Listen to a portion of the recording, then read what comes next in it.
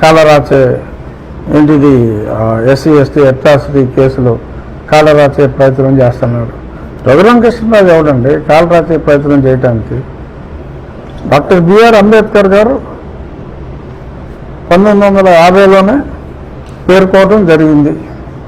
దానికి 1950 ఆగస్టు 11వ తారీఖు రాష్ట్రపతి అనుమతి ఇచ్చింది. అది చట్టంగా ఉంది. ఆ చట్టాన్ని అర్థం చేసుకోలేక కొద్దిమంది అర్థం చేసుకోలేకపోయారు. రాజకీయ నాయకులు కొద్దిమంది దానికి వక్ర భాష్యం చెప్పారు. అలా నడిచింది. ఇప్పుడు అందరికీ అర్థమైంది. రఘురామకృష్ణరాజు అన్యాయంగా మాట్లాడుతున్నాడని కొంతమంది మాట్లాడుతున్నారు.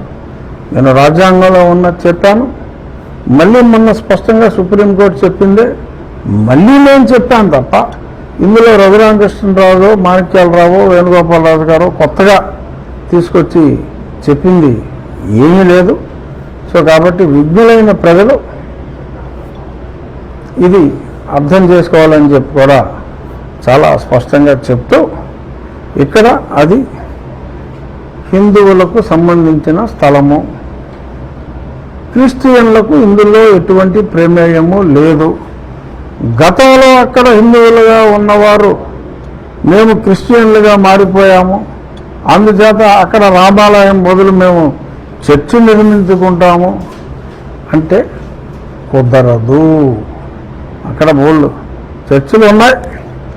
ఆ చర్చిలో మతం మారిన వారు ఓకే, ఎక్కువ శబ్దాలు చేయకుండా మైకులు పెట్టేసి ఏదో ఎక్కువ గోల చేయకుండా వాళ్ళు ప్రార్థించుకోవచ్చు, తప్పలేదు. గుళ్ళో మైకులు పెట్టి ప్రార్థించుకుంటున్నారా? మౌనంగా దండం పెట్టుకుంటారు, ఏమైనా మనసులో కోరికలు ఉంటే కోరుకుంటారు, వచ్చేస్తారు.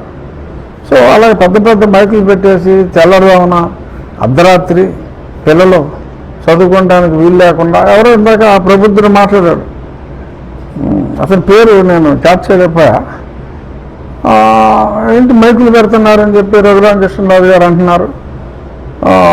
అంటే మీరు ఏమన్నా పెళ్ళిళ్ళు చేసుకుంటే మైకులు పెట్టుకోవట్లేదా అని ఒక వితండవాద ప్రశ్నలు వేశారు. పెళ్ళిళ్ళు చేసుకుంటే మైకులు ఆడ పెట్టుకుంటున్నానండి.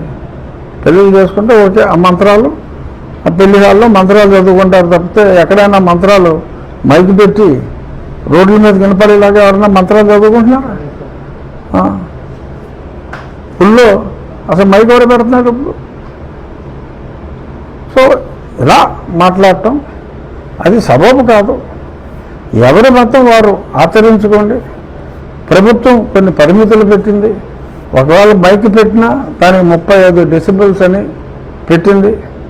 ఆ 35 డెసిబల్స్ లో ఉండాలి, కానీ సౌండ్ ఎక్కువ పెడుతున్నారని కంప్లైంట్ ఇస్తే వాళ్ళ మీద ఎస్సీ ఎస్టీ కంప్లైంట్ పెడతాం అని ఇలాగా ఒక రకమైన భయభ్రాంతులకి ప్రజల్ని గురి చేసి రుబాబుగా గడిపేశారు.